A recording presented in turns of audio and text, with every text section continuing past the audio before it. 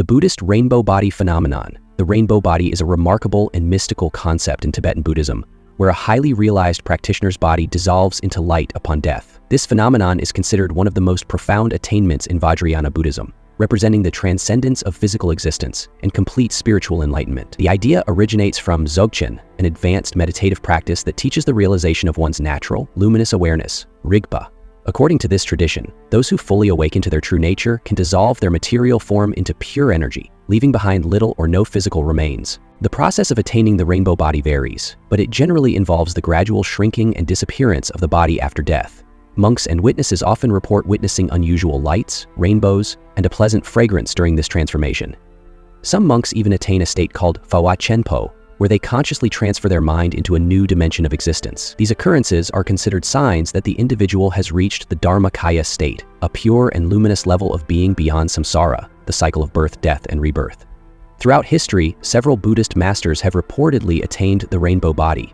The most famous case is Padmasambhava, the legendary founder of Tibetan Buddhism, who is said to have disappeared into light, leaving behind no remains. Similarly, Togden Ugyen Tenzin 1962 was reported to have shrunk to the size of a small child after his passing. The rainbow body remains a mystical and controversial subject with no scientific explanation. Some scholars suggest that it could be an advanced energetic transformation unknown to modern science, while skeptics argue it may be a collective illusion or an exaggerated spiritual metaphor. Interestingly, similar ideas appear in other religious traditions, like Christian stories of Jesus and Mary's bodily ascensions, Hindu accounts of yogis vanishing into light, and Taoist legends of immortals transforming into energy bodies. Some quantum physicists even draw comparisons between the rainbow body and concepts of light body transformation in esoteric traditions. The miracle of the sun. The miracle of the sun is one of the most widely reported supernatural events in Christian history. It took place on October 13, 1917, in Fátima, Portugal, where a massive crowd, estimated between 30,000 to 100,000 people, witnessed what appeared to be the sun moving erratically in the sky. The event was seen as the fulfillment of a prophecy made by 3 young shepherd children who claimed that the Virgin Mary had promised a great miracle on that day. The backstory of this event traces back to May 13, 1917, when 3 children, Lucia dos Santos, 10 years old, Francisco Marto, 9 years old, and Jacinta Marto, 7 years old, claimed to have witnessed an apparition of the Virgin Mary in the fields of Cova da Iria. According to them, Mary continued appearing to them on the 13th of each month, delivering messages of prayer and visions of the future. She reportedly told the children that on October 13, she would perform a miracle for all to see, proving the truth of her appearances. News of these apparitions spread, drawing crowds of believers and skeptics alike. On the prophesied date, despite heavy rainfall and muddy conditions, tens of thousands of people gathered in Cova da Iria. At around noon, the rain suddenly stopped and the sky cleared. Witnesses reported seeing the sun change colors, spin rapidly, and even appear to plummet toward the earth before returning to its normal position. Some described the sun as emitting vivid colors that bathed everything in strange hues, while others claimed that their soaked clothes had suddenly dried. The phenomenon lasted for about 10 minutes, leaving many in shock, with some even falling to their knees in prayer. What makes the miracle of the sun particularly intriguing is that it was witnessed by a diverse group of people, including devout believers, skeptical scientists, and members of the anti-religious Portuguese government. Journalists from O Século, a secular newspaper, reported on the event, describing the sun's movement as an extraordinary sight. This widespread documentation set it apart from many other religious visions. The Hindu milk miracle. The Hindu milk miracle was one of the most astonishing and controversial religious events of modern times. On September 21, 1995, across India, Nepal, and parts of the UK, Canada, and the US, thousands of people reported witnessing statues of Hindu deities drinking milk. The phenomenon began in New Delhi and spread globally within hours, drawing massive crowds to temples. The event began in the early hours of the morning when a temple priest in New Delhi offered a spoonful of milk to an idol of Lord Ganesha. To his shock, the milk appeared to disappear into the deity's mouth. The news spread rapidly, and soon, worshippers across the city began offering milk to statues of Ganesha, Shiva, Durga, and other deities, claiming the liquid was mysteriously absorbed. By midday, the miracle had reached temples across India and beyond. Reports flooded in from London, New York, and Singapore, where devotees witnessed the same phenomenon. Long queues formed outside temples as millions of Hindus rushed to offer milk and see the miracle for themselves. Even skeptical journalists and scientists who attempted the experiment saw the milk vanish when placed near the statues, further fueling the mystery. For Hindus, the milk miracle was seen as a divine sign from the gods. Many believed it symbolized a message from Lord Ganesha, the remover of obstacles, or a global spiritual awakening. The event coincided with the upcoming Navratri festival, a sacred period in Hinduism. reinforcing the belief that the gods were making their presence known. Devotees saw the event as a call to renew their faith and devotion, interpreting it as a rare moment of divine interaction with the human world. Temples were flooded with offerings, prayers, and emotional reactions from worshippers who believed they were witnessing a modern-day miracle. The phenomenon lasted for about 24 hours before mysteriously stopping. By the next day, milk that had seemed to disappear was now visibly running down the statues, and the excitement gradually faded. While scientists largely dismissed the event as an optical illusion or natural physics at work, the scale and suddenness of the phenomenon remain unexplained. The miracle briefly reoccurred in 2006, though on a much smaller scale, reigniting interest and debate. Many Hindus continue to view it as one of the most profound spiritual experiences of the 20th century, while skeptics see it as an example of mass psychology and belief-driven perception. The Stigmata of Padre Pio. Padre Pio, an Italian Capuchin friar, mystic, and later canonized saint, claimed to have received the wounds of Christ, known as the stigmata on his body. These wounds, which resembled those suffered by Jesus during the crucifixion, reportedly bled continuously for 50 years. The event drew immense devotion from his followers, but also intense scrutiny from scientists and religious authorities, making it one of the most controversial mystical occurrences of the 20th century. On September 20, 1918, while Padre Pio was praying in front of a crucifix in the small Italian town of San Giovanni Rotondo, he experienced what he described as a mystical vision. In this vision, a heavenly figure appeared and struck him with divine light, leaving him with 5 open wounds on his hands, feet, and side, just like those Jesus suffered. From that day onward, the wounds bled regularly but never became infected or fully healed. Padre Pio initially tried to hide the stigmata, wearing gloves or bandages to conceal them, but the wounds became widely known. Pilgrims traveled from around the world to witness what many believed was a living sign of divine suffering. Some followers claimed that Padre Pio's wounds even emitted a sweet fragrance, described as the odor of sanctity.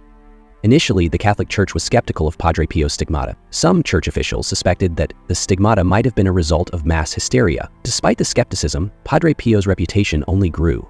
Reports of his miraculous healings, ability to read people's souls, and even cases of bilocation, being in 2 places at once, added to the belief that he was divinely chosen. As thousands flocked to his monastery, the Vatican softened its stance. When Padre Pio died in 1968, a final mystery occurred. His stigmata reportedly disappeared completely, leaving his body without any marks, further solidifying his legend. In 2002, Pope John Paul II canonized him as a saint, Sai Baba's miraculous healings. Sai Baba of Shirdi was a revered Indian saint and mystic known for his miraculous healings, which drew thousands of followers. Devotees believed he had divine powers to cure the sick, heal disabilities, and even bring people back to life. His most well-known healing method involved sacred ash, udi, which he gave to those in need, claiming it had spiritual and medicinal benefits. Many accounts describe people being healed through Sai Baba's touch, blessings, and udi. A man suffering from leprosy reportedly regained his health after Baba applied udi to his wounds. Others claim to have regained their eyesight or the ability to walk after receiving his prayers. One of the most astonishing stories involved Baba allegedly reviving a dead devotee, simply by placing his hand on the man's head and commanding him to wake up. However, Sai Baba never sought credit for miracles, instead urging people to trust in God and live a life of devotion and compassion. Even after his death in 1918, Sai Baba's legacy as a miraculous healer remains strong. His shrine in Shirdi, Maharashtra, continues to attract millions of devotees who believe in the ongoing power of his blessings. Many still report experiencing healings and spiritual transformations, keeping his legend alive. The Weeping Statue of Akita. It took place in Akita, Japan, where a statue of the Virgin Mary allegedly wept human tears, bled, and emitted a divine glow. The phenomenon was witnessed by hundreds of people, including nuns, scientists, and even a Buddhist professor. The events began in 1973 at the convent of the Handmaids of the Sacred Heart of Jesus in Akita, Japan. A nun, Sister Agnes Sasagawa, reported experiencing supernatural visions of the Virgin Mary. At the same time, she developed stigmata-like wounds on her hands that bled profusely, resembling the wounds of Christ. Shortly after, a wooden statue of Our Lady of Akita in the convent reportedly began to weep real human tears. Over a span of 6 years, from 1975 to 1981, the statue was said to have wept 101 times, often in front of large crowds. Witnesses claimed the statue's face even changed expressions, and at times, blood and sweat appeared on it. The phenomenon was investigated by scientists and church authorities. Tests on the tears and blood reportedly confirmed that they were of human origin, though the exact cause remained unknown. According to Sister Agnes, the Virgin Mary delivered messages of warning during the apparitions. She spoke of future chastisements, moral corruption, natural disasters, and persecution of the Church if humanity did not repent. Many believers see these messages as a continuation of the Fátima prophecies, warning of difficult times ahead. Despite its recognition by the local bishop, the Vatican has never officially approved Akita as a recognized Marian apparition. Some skeptics argue that the weeping was either a hoax or the result of unexplained natural causes. The Levitation of Saint Joseph of Cupertino. Saint Joseph of Cupertino is one of the most extraordinary figures in Catholic history, known for his spontaneous levitations and mystical ecstasies. A Franciscan friar from Italy, he was deeply devoted to prayer and was said to frequently rise into the air while experiencing divine rapture. His levitations were witnessed by fellow monks and nobles, making him both a religious wonder and the subject of church investigations. Joseph was a deeply spiritual yet intellectually challenged child who struggled with academic studies. Despite this, he showed remarkable dedication to prayer. His first reported levitation occurred when he was a young friar participating in a religious procession. As he became overwhelmed by spiritual joy, he suddenly rose into the air, astonishing the onlookers. Witnesses claimed he remained suspended for several moments before returning to the ground, completely unaware of what had happened. As Joseph's devotion deepened, his levitations became more frequent and more dramatic. Many reports describe him rising several feet into the air during mass, prayer, or religious festivals. Some of the most well-documented incidents include levitating in front of Pope Urban VIII. During an audience with the Pope, Joseph floated into the air, leaving the pontiff and his attendants in shock. On some occasions, he reportedly levitated near treetops, forcing monks to call him down. Joseph's levitations were said to be completely uncontrollable. At times, his fellow monks had to hold him down or keep him from floating away. This phenomenon, witnessed by hundreds of people over his lifetime, made him famous across Italy. Despite being considered a holy man, Joseph's abilities led to suspicion among church authorities. Since levitation was sometimes associated with witchcraft or demonic possession, he was investigated by the Inquisition. After careful examination, church officials found no evidence of deception or sorcery and determined that his levitations were a sign of divine favor rather than anything unnatural. However, to avoid unwanted attention, Joseph was moved between monasteries and kept under strict observation. In his later years, Joseph's levitations became less frequent, possibly due to restrictions placed on him by the church. He lived a humble, secluded life until his death in 1663. The Exorcism of Anneliese Michel. The Exorcism of Anneliese Michel is one of the most infamous and controversial cases of demonic possession and exorcism in modern history. Born in Levitation, West Germany, Anneliese Michel was raised in a strict Catholic household.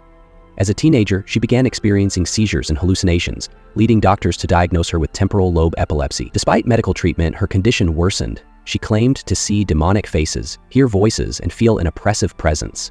Her behavior became increasingly disturbing, with reports of her speaking in strange languages, recoiling from religious objects, and consuming insects. Her family, deeply devout, believed that her affliction was not medical but spiritual. When conventional medicine failed to improve her condition, they turned to Catholic priests, convinced she was suffering from demonic possession rather than a psychiatric disorder. In 1975, after seeking approval from church authorities, two priests, Father Arnold Renz and Father Ernst Alt, were permitted to perform the rite of exorcism on Anneliese.